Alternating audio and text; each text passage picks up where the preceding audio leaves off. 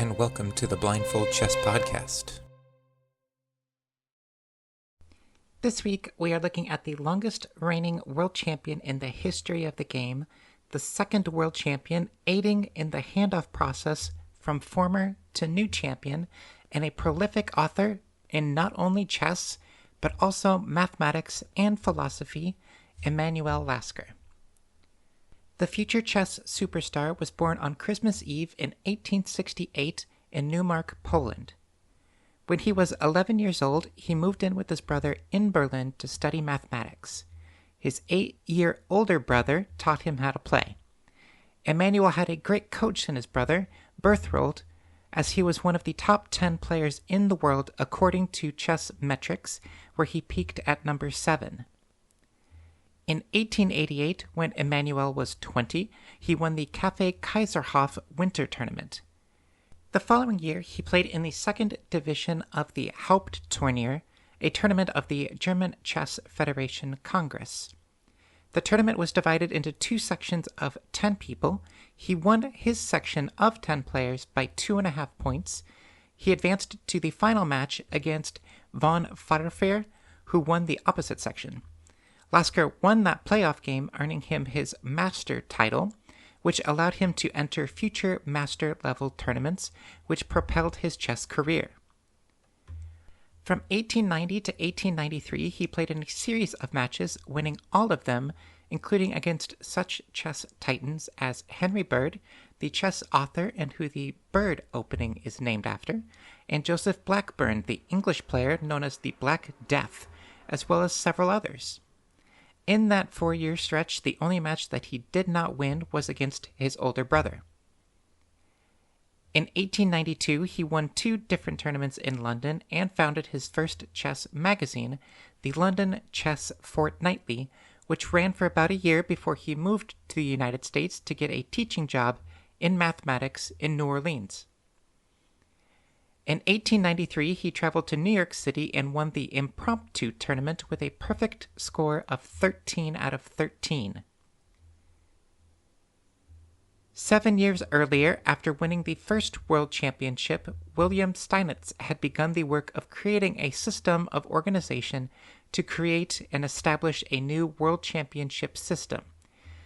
Steinitz had defended his title in 1886, 1889, 1890, and 1892, because back then, tournament cycles, candidate tournaments, and the formal organization of the World Championship that we know today hadn't been established yet. Players had a general idea who was good enough to challenge the world champion, but literally anyone could challenge the reigning world champion as long as they fronted the prize money and the champion would accept the challenge. On the flip side, that meant that if you were good, but you didn't have money, your chances of becoming the world champion were slim. One of the strongest players of the time, Sergebert Tarrasch, attempted to challenge Steinitz to a match, but negotiations fell through. In a separate challenge, Lasker had challenged Steinitz to a match. After some back and forth, they agreed to a prize fund of $4,000, with $2,000 being provided as a vested interest to both sides. And so the $4,000 prize fund was agreed upon, which was about $150,000 today. With that, the World Championship of 1894 had begun, with the champion to be the first one to win 10 games. The time control was set to 15 moves per hour, with the match taking place across 3 cities, New York, Philadelphia, and Montreal. At the time of the match, Emanuel Lasker was 26 years old, and Wilhelm Steinitz was 58. Lasker came out swinging, winning the first game, catching Steinitz off guard. The two players traded wins in the first 4 games and drew games 5 and 6. Games 7, 8, 9, 10, and 11 were all won by Lasker, moving him to a 7-2 lead. Steinitz rallied, winning games 13 and 14, but immediately losing that ground in 15 and 16. Lasker won game 19, putting him at the 10-win mark, earning him the World Championship title and completing the first official transfer of the title.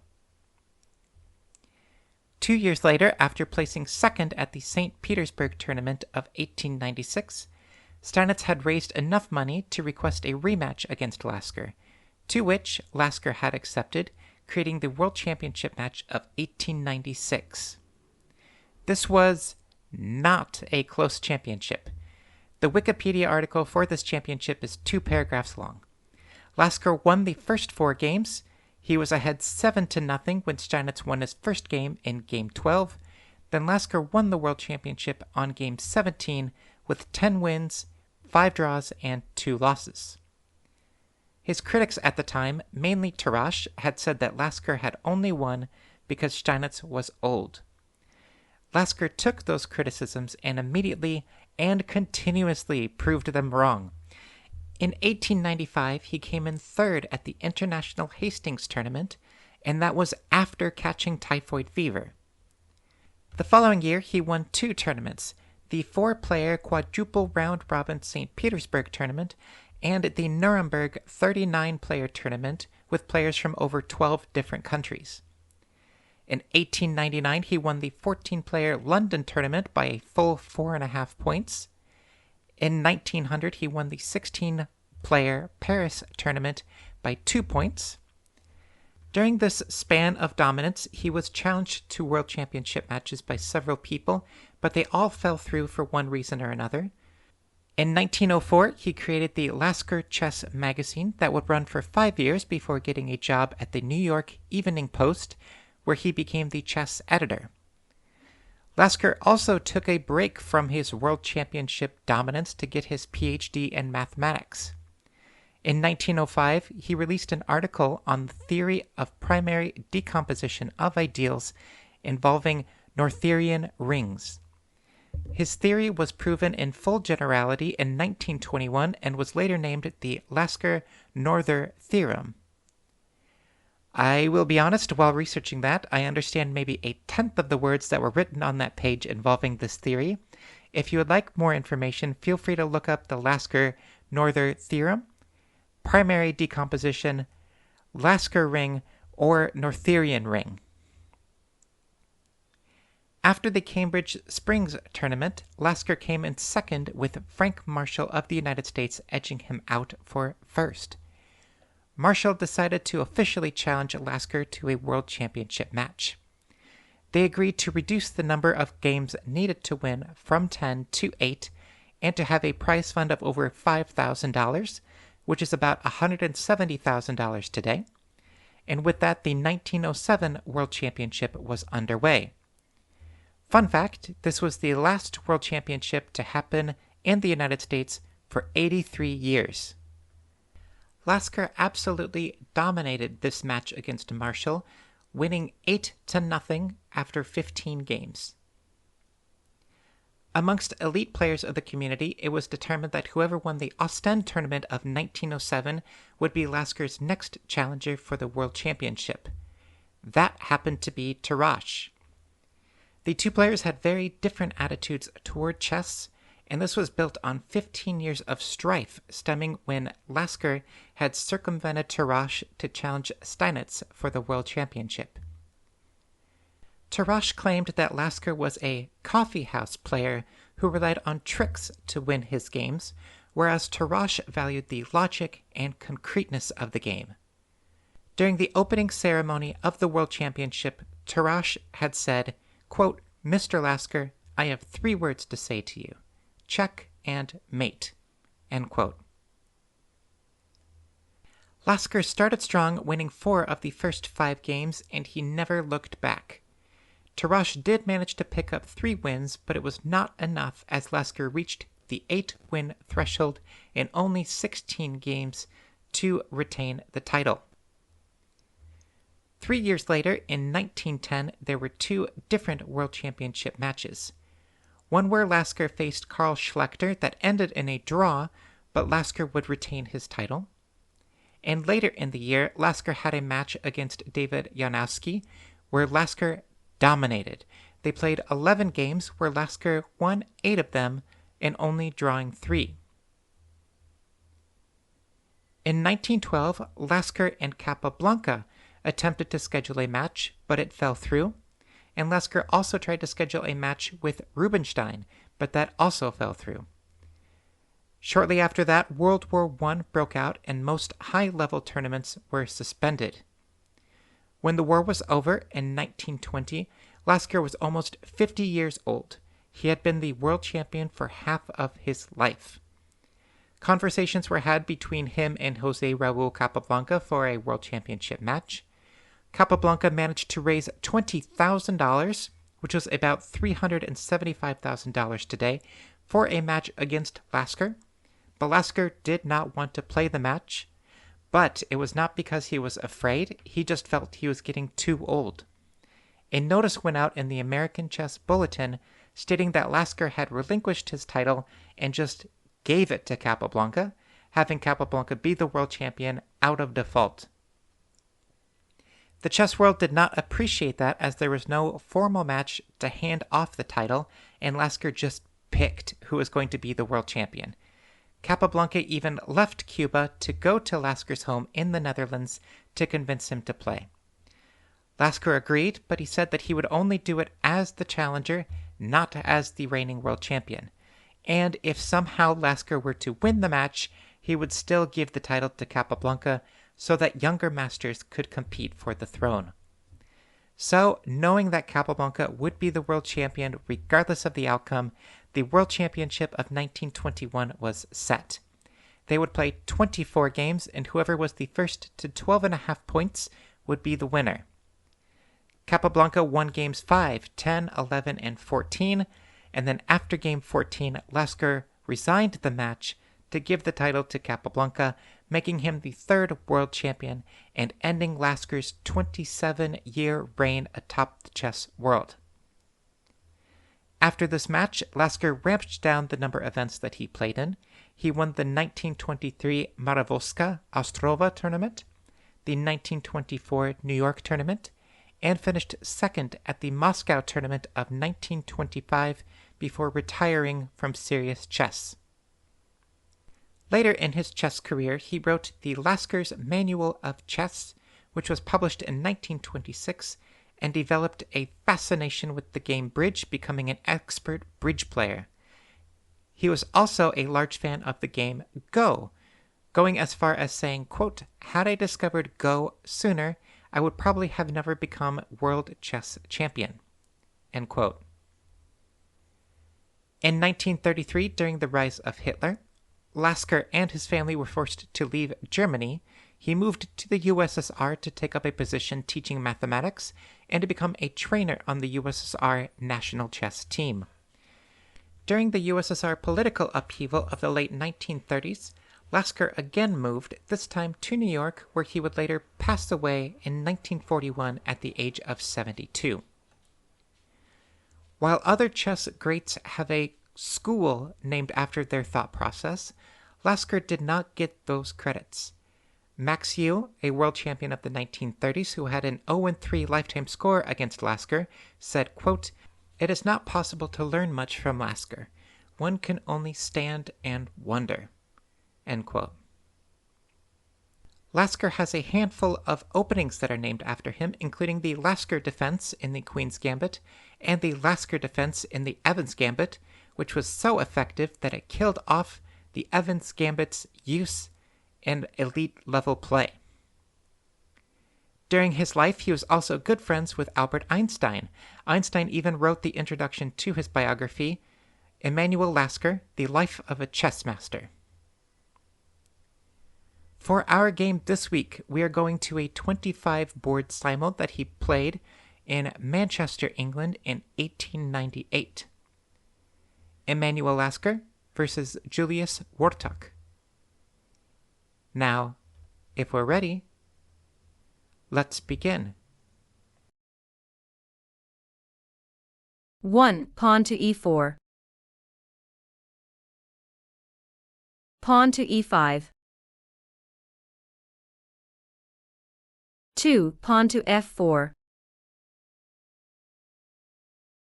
Pawn to d5.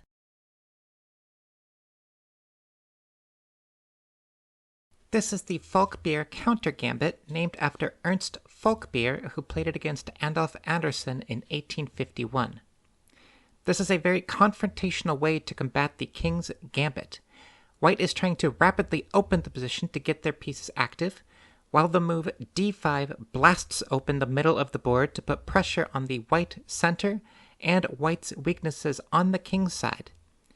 This opening, along with the king's gambit in general, were very popular during the Romantic era of chess, but is not very popular anymore.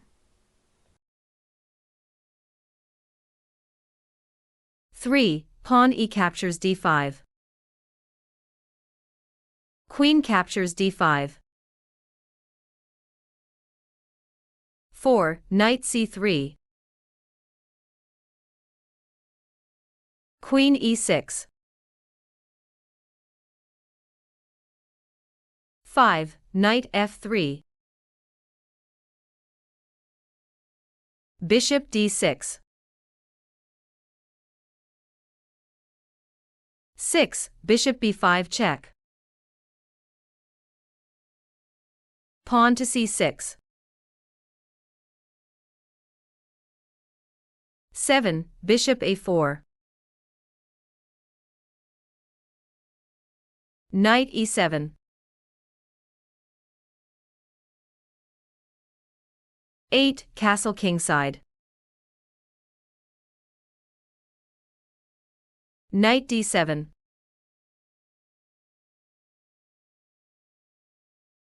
9. Bishop b3.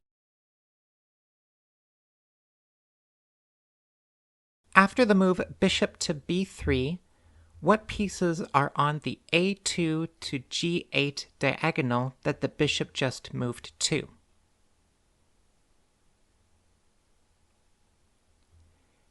That would be the white pawn that is on a2, the white bishop that is on b3, the black queen that is on e6, and the black pawn that is on f7. Knight d5.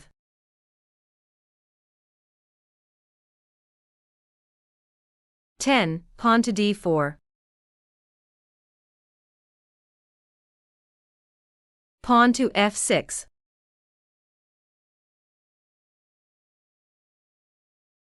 11. Pawn d captures e5. Pawn f captures e5.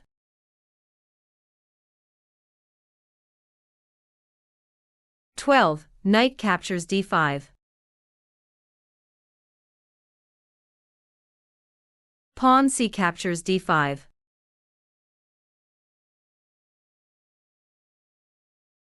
13. Bishop captures d5. Bishop c5 check.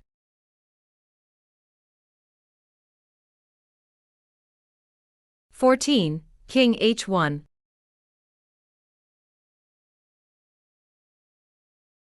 Queen a6.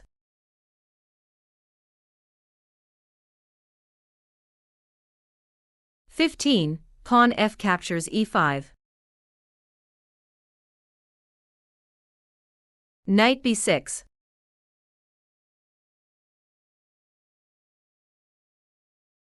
Black is attacking the white bishop that is on d5. If you are in white's shoes, would you A. Leave the bishop on d5, allowing black to play knight captures on d5, and you follow up with queen captures on d5? Option B. You play bishop to b3, keeping it safe and keeping it on the a2 to g8 diagonal. Or would you play bishop to e4, eyeing the h7 square in black's camp?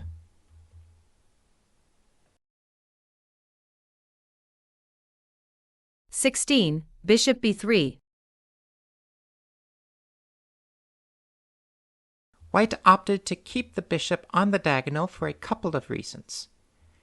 This bishop is absolutely dominating the a2 to g8 diagonal. It is preventing the black king from castling on the king side, and it prevents the black light-squared bishop from going to e6. And since white is in control of the position, he is trying to keep pieces on the board. In general, if you are defending, you want to get pieces off of the board, but if you are attacking, you want to keep them on the board to keep the pressure in the position.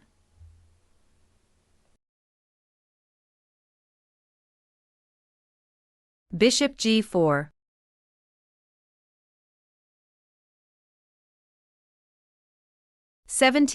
Bishop g5. After the move bishop to g5, the black king is stuck in the middle of the board. There's no castling on either side. Pawn to h6.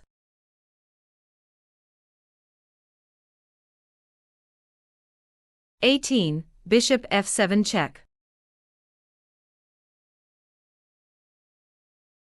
King captures f7.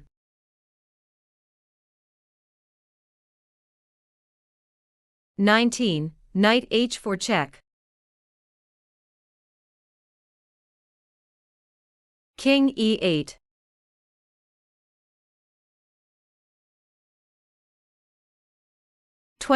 Queen captures g4. Pawn h captures g5.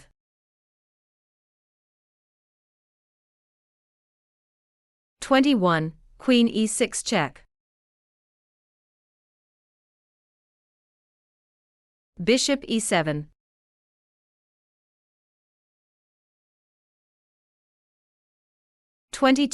Knight f5.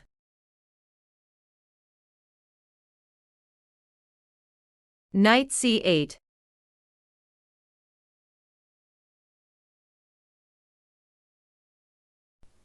The black knight retreating to c8 covers the white mate threat that was on e7, and it also offers a queen trade with white due to the queen that is on a6. What would you do in this position as white?